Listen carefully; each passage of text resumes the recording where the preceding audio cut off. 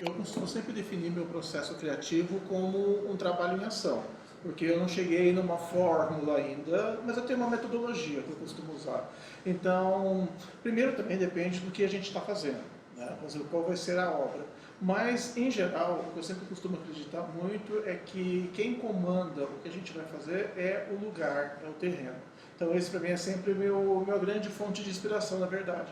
E em cima dele, eu realmente acredito que ele tenha um pedido, um desejo, uma demanda, existe alguma voz dentro sempre do local, eu procuro começar a tecer uma série de informações. Isso vai ser em cima de briefing do cliente e de feedback, de coisas que eu estou vendo na época. Então, na verdade, eu sempre deixo um grande caldeirão de coisas que vão estar ativas na minha mente, né? A partir disso, eu vou começar a desenvolver quais tipos de ferramenta eu vou usar para desenvolver um projeto. Horas eu acabo fazendo, tem vezes que eu decido, por exemplo, assim, esculpir volumes, literalmente mesmo usando as mãos, fazendo tipo maquetes volumétricas com isopor, que é uma maneira que eu tenho lúdica de fazer, ainda que eu odeie cortar isopor, quando é para fazer projeto eu consigo fazer. Outras formas também que eu costumo explorar muito é justamente levantar informações, como por exemplo, colocar tudo em uma malha tridimensional, fórmulas do terreno. Então eu tenho alguns processos, alguns links que eu costumo colocar e eu vou explorando. Mas é sempre um processo muito intuitivo e que eu elaboro um a um para você as premissas como a gente vai fazer, né? Eu acho que é um processo muito similar ao de cozinhar para mim. Então eu organizo tudo, eu faço mise en place com todos os meus ingredientes, com as ferramentas que eu tenho para usar e em cima disso eu vou definir quais são os sumos que eu vou dar. Fazer o projeto de retrofit e melhoramento foi um grande desafio para a gente, por vários aspectos. Primeiro, no aspecto de prazo, no aspecto conceitual, eu diria que não. Acho que isso foi uma coisa muito simples. E no aspecto burocrático, é uma coisa matadora, né? Foi a minha primeira experiência com um retrofit no prédio tombado e realmente eu tive a sensação que eu tinha como quem via as coisas de fora, quando eu fui trabalhar, ela se materializou. Eu falo prédio realmente no Brasil, eles estão sendo para ser tombados, a sensação que eu tenho é que eles devem realmente cair, porque é muito complicado você lidar com diferentes esferas de poder público e seguir regras que não estão escritas. Eu tenho uma grande dificuldade de entender as coisas que não são faladas, que não estão verbalizadas, que não estão modificadas, né? E é uma série de negociações sem fins que tem que se fazer, é uma série de coisas que é muito difícil você colocar e é muito difícil você conseguir ressignificar uma obra, né? Então, isso eu acho que é uma grande pena, né? É difícil para a gente ver o potencial que a gente tem de poder resolver coisas, os exemplos que a gente conhece ao redor do mundo de prédios com retrofit que ganham novas vidas, novos ares, mas, dado a escala, ao que a gente poderia fazer e ao que o cliente foi pedido, a gente conseguiu chegar a um resultado que ainda eu considero muito, muito interessante, porque era um prédio que era completamente escuro, fechado, sem nenhuma relação arquitetural, e também é muito difícil por isso, né? O prédio não tem relevância histórica. Então é complicado, porque não tem relevância histórica, não tem relevância arquitetônica, né? Então você fica sem elementos no quais você se apaixone. Para isso, a gente tem que conseguir criar alguma narrativa, conseguir criar alguma história para você trazer esse elemento emocional na arquitetura. É uma questão de interface. A interface do arquiteto com o cliente é uma interface emocional. Eu não gosto de levar o assunto para uma ficada num show de técnica, por exemplo, porque a pessoa nos contrata para resolver questões técnicas. Então eu acho que é uma profissão que, primeiro, você já tem dois lados completamente diferentes. É como se você estivesse entregando um computador que ele já vem com todo o software instalado. Então, para o cliente, a gente tem que trabalhar como uma interface, né? Inclusive facilitando isso para todos os outros profissionais que vão estar envolvidos, não é? Mas o nosso trabalho é um trabalho de construção da máquina, né? Então você tem que juntar esses dois universos diferentes. Para isso, a narrativa ela vem também porque eu acredito que é muito importante nós unirmos as pessoas quando a gente está fazendo um projeto. E para você unir as pessoas, para você motivar as pessoas, a gente tem que todo mundo trabalhar em função de uma causa comum. Então, eu acredito em causas, não acredito em trabalhos, mas a gente tem que falar, nós estamos fazendo isso porque nós acreditamos que é a melhor maneira de fazer, nós acreditamos que isso é a melhor tecnologia, tecnologia mais verde, tecnologia mais sustentável, que isso vai dar o melhor benefício, né? Então a gente tem que conseguir colocar isso de todas as formas. E para isso, eu também prefiro, o quanto mais possível, envolver o cliente no processo. Por exemplo, eu tenho algumas estratégias que eu costumo colocar no trabalho. Eu costumo envolver o cliente em processo de criação. Por exemplo, criando tarefas para o cliente. Eu dou pesquisas para ele fazer, eu dou tarefas para ele fazer, eu peço ajuda dele em alguns momentos, porque eu faço questão que seja um processo 100% participativo.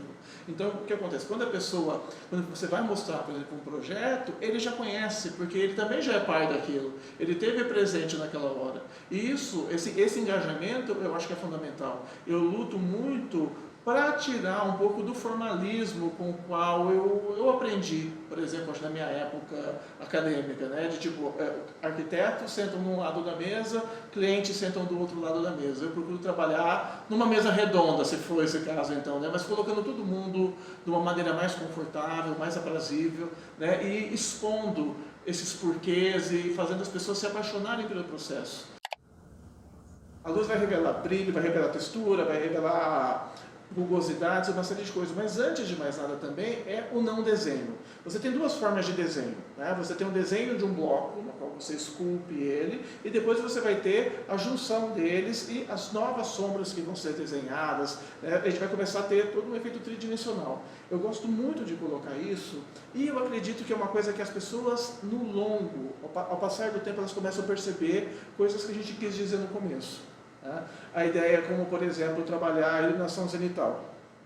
Eu acho incrível porque a gente consegue captar o melhor e entender perfeitamente o que está acontecendo durante o dia. Não é? Por exemplo, entrar num banheiro que tem um grande domo. Você acorda de manhã e já fala, oi, já entendi que dia que eu estou. É? Entender o movimento, se tipo, está nublado, está chovendo. Então, essa questão de a gente ter uma interface melhor com a natureza é uma coisa que me atrai muito. E uma coisa que me chama muita atenção na luz também é o caráter espiritual dela. Então, para mim, luzes que vêm de cima têm um caráter muito espiritual.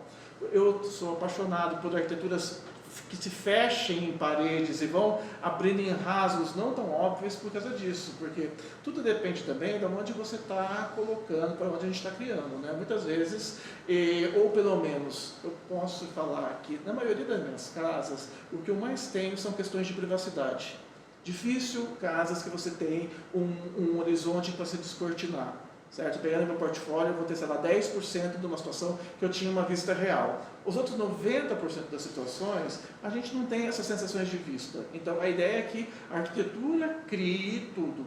Não é? Então, ao invés de fazer um cubo que olha para a volta, eu prefiro trabalhar tudo de fora para dentro. E aí eu começo a trazer uma série de efeitos. Né? E daí esse caminhar da luz é uma coisa que é interessante, que eu posso falar aqui, de todas as obras que eu fiz, é o primeiro comentário que todo cliente, todo usuário da obra sempre faz, sabe? Que ele começa a entender que época do ano, coisa que ele não tinha esse sentimento, mas eu começo a ouvir dos clientes, que eles entendem a época do ano que a casa está, como que a cor do sol muda a textura. Então é interessante que, no final, todos os usuários, todos os clientes, eles começam a ter uma descrição poética da casa. Eles tiram a palavra bonito e feio da boca, gostei, não gostei, e eles começam a fazer, sabe assim, começam a comentar coisas, nossa, porque aqui entra uma luz, porque aqui desenha de tal jeito, aqui faz não sei o quê. Isso é o que eu mais espero ter, sabe? Esse tipo de devolutivo, esse tipo de feedback. Em relação a materiais, eu acredito que antes de ouvir a palavra tão falada, tão discutida e tão usada que sustentabilidade, não é? Eu acho que isso para mim sempre foi uma questão de atitude natural. Porque eu sempre olhei para as coisas que estão em volta de mim, comecei minha carreira com uma questão sempre de óbvio, tinham budgets reduzidos, mão de obra com experiência reduzida, tecnologia reduzida. Então eu aprendi a fazer coisas low cost, entendeu? E coisas low tech. Né? E, ao mesmo tempo, isso são materiais que podem te proporcionar experiências incríveis. Não é? Porque, por exemplo, você está lá, você está trabalhando no concreto, é sempre interessante a gente lembrar, né, que o concreto que você tem ali, que é cal, areia, cimento, pedra, ferro, é a mesma coisa, que vai erguer uma ponte, vai erguer uma catedral, que vai fazer uma obra maravilhosa, ou vai ser uma estrutura que vai ser oculta. Né? Então, você se confrontar com a materialidade das coisas, eu acho que é o primeiro passo para um arquiteto conseguir ter uma linguagem interessante. Aí, quando a gente identifica os materiais, que são os materiais realmente mais ou simplórios, né? E são simplórios porque você vê ele numa diversidade muito usado, ou com elementos vernaculares, eu sempre gostei de me aproximar deles. Né? E isso em qualquer jeito, como por exemplo, né, você realmente fazer um cubo de alvenaria branca, e você deixar esse cubo ficar bonito, você vai acertar na proporção. Né? Mas a gente não está lançando o truque de encantar no fácil, né? Que é justamente um material inédito, uma forma paramétrica incrível. Né? Você está realmente tendo que ser elegante com muito pouco. Né? E eu sempre gosto de me apaixonar pelos materiais. E eu acredito que todos eles têm a mesma importância. Até para mim é sempre fundamental escolher uma paleta extremamente pequena de materiais. Né? Aqui no escritório a gente nunca teve a reunião de material. Essa não é uma pauta que entra, né? Porque quando eu mostro um projeto para o cliente, eu falo assim, seu projeto é feito de tal coisa.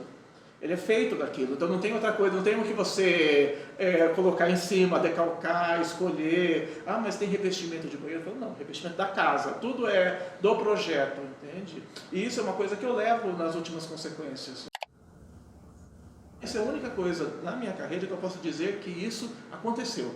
Eu não levantei nunca, eu nunca tive esse ímpeto ou saí batendo na porta de alguém para falar quero ser designer de produto. Isso não foi uma vontade que eu tive, foi uma necessidade que eu tive, uma época da minha vida, de criar peças. Porque eu não encontrava as coisas que eu queria para comprar, ou quando eu encontrava, estava além um budget, estava além um fornecedor, e eu comecei a trabalhar com isso por uma necessidade. E hoje em dia, eu acredito que isso é uma área de escape até que eu tenho. Porque, primeiro, é uma área na qual eu consigo trabalhar completamente envolto no meu processo, né? Porque aí não tem o que eu faço no meu dia a dia, no meu dia a dia eu sempre faço para um outro. E um outro que eu conheço, né? O produto, ao mesmo tempo que ele tem que se encaixar para uma série de pessoas, eu já faço um processo mais egoísta, talvez. Mas, entendeu? Eu já coloco um certo hedonismo nisso, entendeu? Eu já faço, não, assim, o que eu gostaria de ver, certo? E aí eu sou o cliente, entendeu? Eu nunca fiz uma cadeira pensando, puxa, será que essa aqui vai vender? Isso não é uma pergunta que passa pela minha cabeça. Agora, assim, eu desejo ver isso, porque para mim, produto ele tem que pedir para nascer, ele tem que ser necessário, porque a gente tem tudo no mundo. Quando eu olho para uma rua e saio ao redor, eu não acho que a gente tem toda a arquitetura, longe disso. Eu acho que nós temos tudo a se fazer em arquitetura, tudo, 100%. Quando eu olho para produto, eu falo assim, gente, eu sei tudo que tem e eu acredito que a gente já está muito bem servido com o que a gente tem. Então, para um produto novo nascer, ele tem que ser necessário, ele tem que sussurrar para mim, ele tem que pedir para nascer. E é essa voz que eu gosto de escutar. Acho que o fundamental é despertar as pessoas para esse debate, porque a resposta não vai vir. Isso é uma coisa que vai estar sempre em constante movimento. Mas talvez a gente criar um alinhamento maior de mentes é uma coisa muito importante. Então eu vejo sempre assim, um debate que a gente deve inclusive construir, certo? Isso seja através da responsabilidade com o trabalho nosso no dia a dia. Então eu procuro ser responsável em todas essas etapas, como por exemplo, será que eu estou devolvendo alguma coisa para a cidade? E isso eu não preciso nem de conversar com o cliente, isso tem que ser uma premissa minha, certo? Eu não posso perguntar à pessoa se ela quer ou não. Isso é uma coisa que eu tenho que ter dentro de mim sempre. Então eu procuro ter esse alinhamento em cima do que eu consigo devolver para a cidade, o que eu consigo colocar de melhor para as pessoas e o que eu consigo levantar de questões hoje em dia para a gente conversar.